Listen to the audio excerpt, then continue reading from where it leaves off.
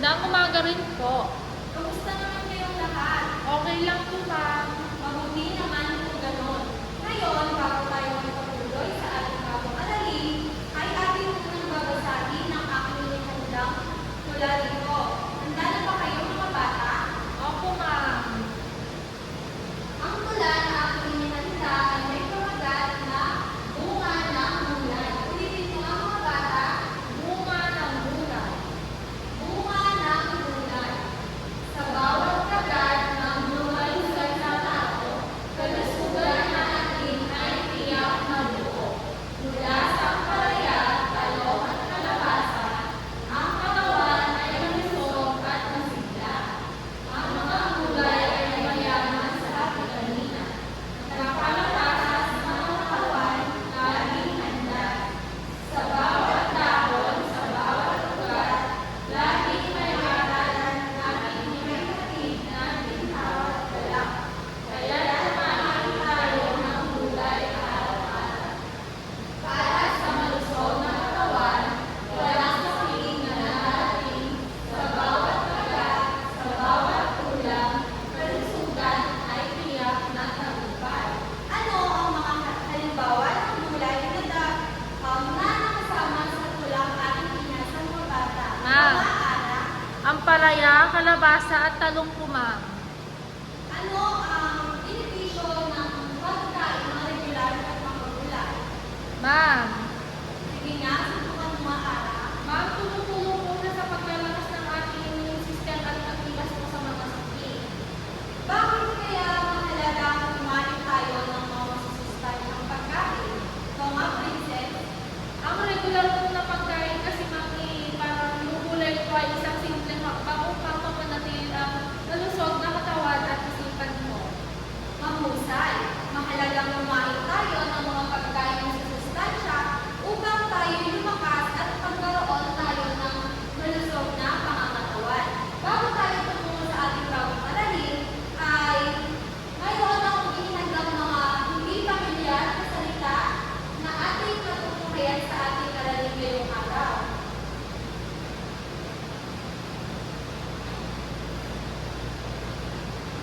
Una, alam niyo ba kung ano ang nasa larawan ito? Hindi Ikaw po. nga, Meljoy. Ma'am, parang ano po, parang masarap po kasi parang pinaghalo-halo po yung mga gulay. Sino na sa inyo ang nakatikim nito? Ako po, Yan.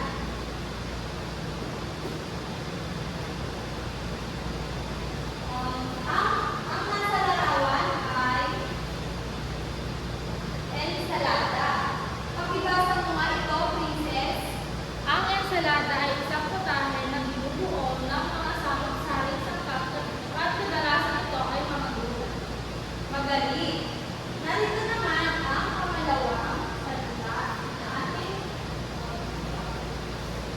alam niyo ba kung ano ang nasa larawan nito?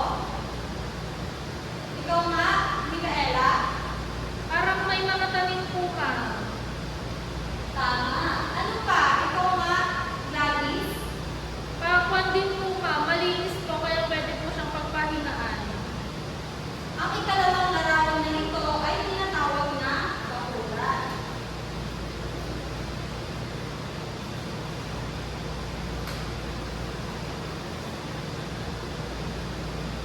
Maaari mo bang basahin ito, Princess? Ang bakuran ay isang espasyo sa labas, likuran ng bahay na ginagamit para sa pagtatanim, pagpapahinga, paglilipa, paglalaro at iba pang mga. At ito naman ang pangatlong larawan. Sino ang nais magsabi kung ano ang nakikita ninyo sa larawang ito? Ma'am, parang kumakain po yung bata ng gulay o kaya prutas. Ano pa, Angel? Parang mukhang masayahin din po. Mahusay. Sa madaling salita, ang larawang ito ay nagpapakita ng epekto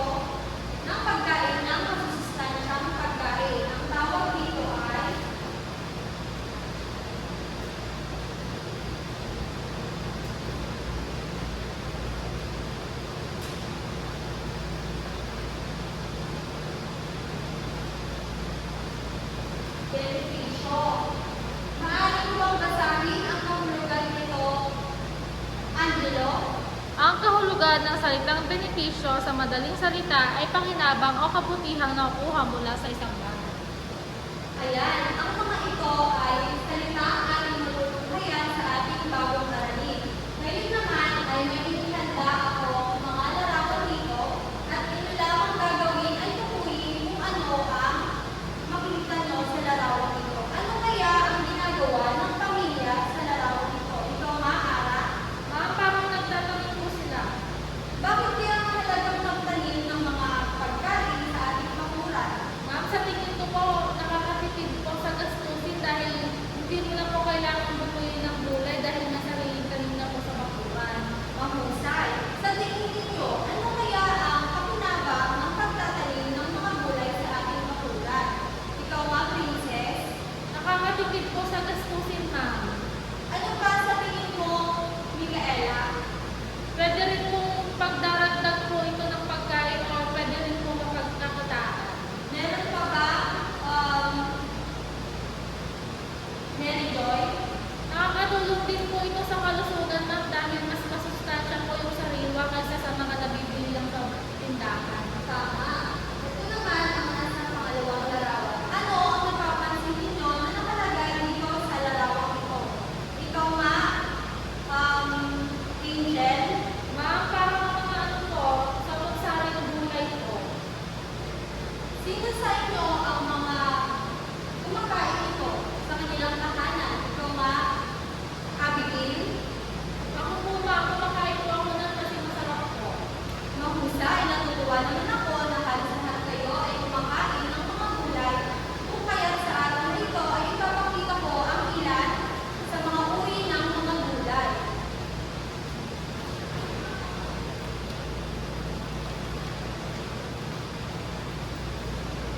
Ang ating aralin ngayong araw ay tungkol sa iba't ibang uri ng halamang gulay na maaaring itanim.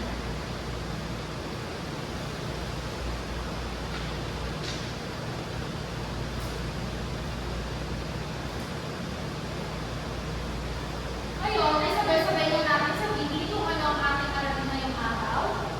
Uri ng halamang gulay. Ngayong araw ay tututuhin natin kung ano-ano ang mga pangunabang nito sa ating pamilya. Ngayon naman ay sa tuwing kayo ay nakakita ng gulay o kaya naman ay nakakarinig ng salitang gulay, ano ang unang pumapasok sa inyong isipan? Sige nga, Princess. Masarap at masusustansya po siya. Mahusay. Ayon kay Princess, ang mga gulay daw ay masarap at masustansya. Naniniwala ba kayo, mga bata? Opo. Meron pa bang ibang ideya? Sige, Rahina. Ang gulay po ay may iba't ibang klase, ma'am.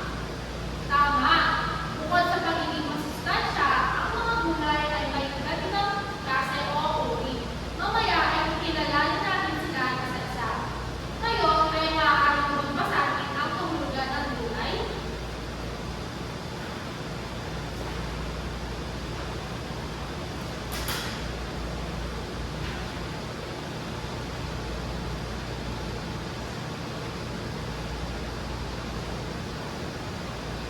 Ikaw nga, Princess. Ang gulay ay tanim o bahagi ng ugat, tangkay, talbos, dahon, bunga o bulaklak na kalimitang inihain bilang ulam o ensalada. Salamat. Kadalasan, may mga gulay na tumutubo lamang kung saan-saan o sa kabundukan. Sa tingin ninyo, bukod sa pagiging sa pwedeng pag-ulam, ang mga gulay din ba ay pwedeng paggamot sa anumang sakit? Oo. Tama.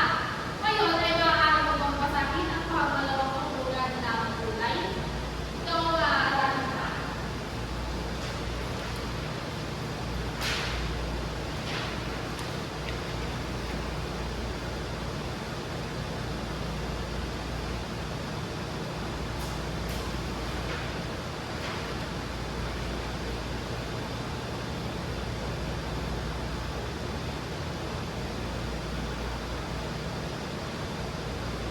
Maaari mo bang basahin? Ikaw nga, Jessica.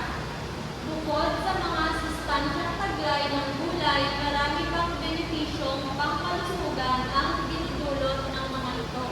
Halimbawa ay ang gamot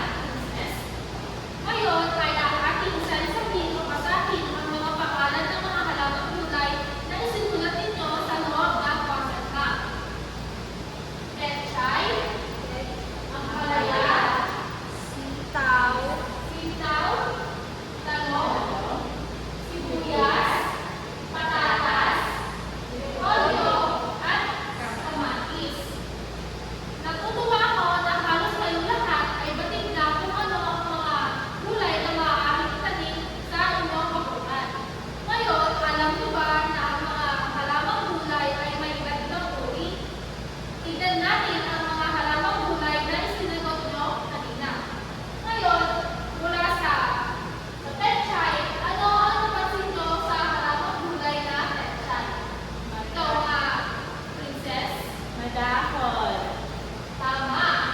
Ang palaya naman, ano ang napansin niyo sa halamang gulay na ang palaya? Leila? Ma'am, sa tingin ko po, nanggaling po siya sa bunga. Tama. At ang sibuyas naman, ano ang napapansin niyo sa halamang gulay na sibuyas? Ikaw Leila? Galing sa ilalim po ng lupa. Tama. At ang repolyo, ano ang napapansin niyo sa halamang gulay na repolyo? Ikaw Ayla? Madahon po. Mahusay. Ang mga halamang gulay ay may iba't ibang uri. Atin na isa-isahin kung ano ang mga kahulugan at halimbawa nito.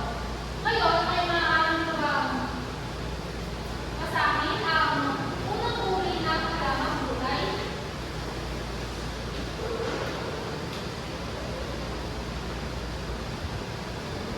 Ikaw Princess? Ang dahon kulay ay may mga gulay na may maraming dahon o ang ginagamit sa pagluluto ng pagkain. Tama. Ang halamang gulay ay ang mga gulay na may maraming dahon o ang ginagamit sa pagluluto ng pagkain. Ngayon naman, mula sa madahong gulay na uri, sino ang makapagbibigay ng halimbawa sa inyo? Ikaw Kaya? Malunggay po. Tama. Ano pa? Tangkok po. Tama. Ano pa? Sino pa may ibang ideya? Ikaw Petchay po. Tama. Ngayon naman, ay dumako tayo sa pangalawang uri.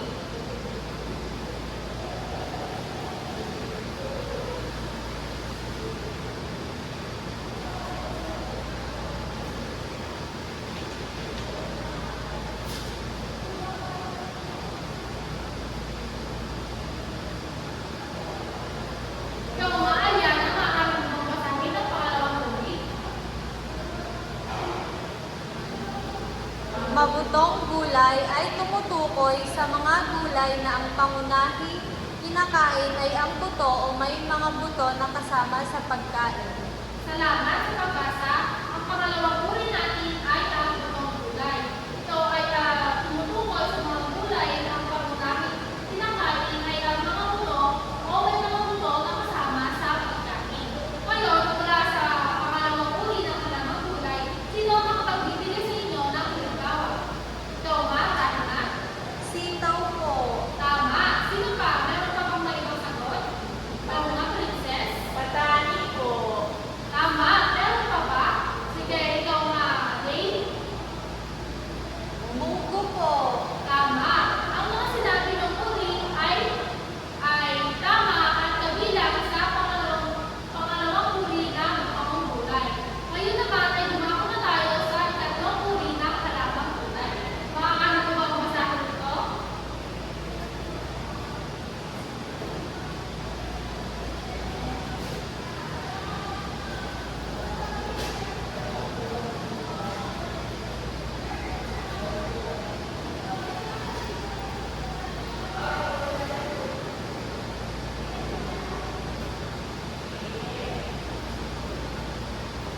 Ikaw Joseph?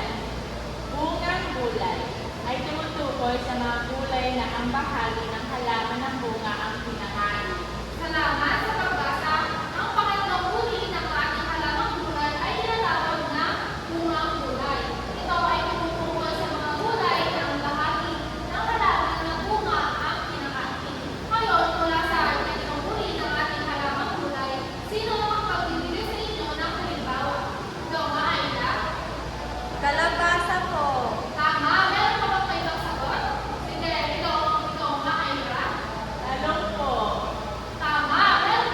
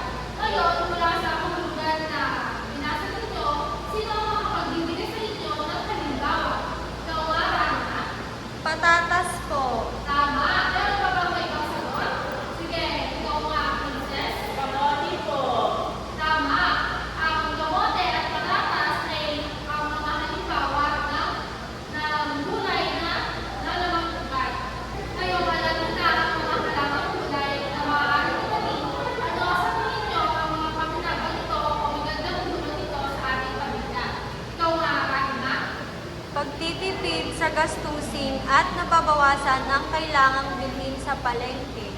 Tama! Bukod sa tayo ay nakakatipid, ito rin ay nagsisilbing ehersisyo sa ating lahat. Bakit kaya? Ano sa tingin mo? Ikaw nga ulit, Rahma?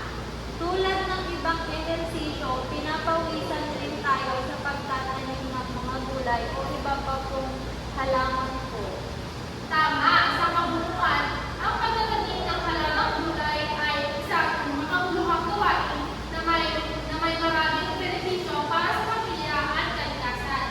Ito ay nagbibigay ng masustansyang pagkain at nakakatulong din ito upang tayo ay makatipid at alilinang din dito ang pagkakaroon natin ng disiplina at pagpapatibay ng samahan sa loob ng isang tahanan.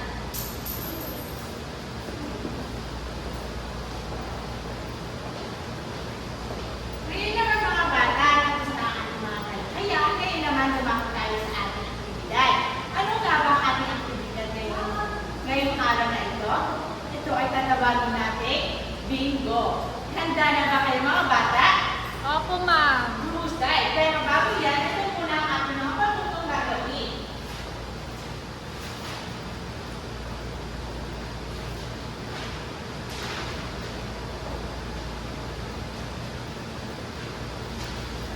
Maaari niyo bang basahin ng sabay-sabay mga bata?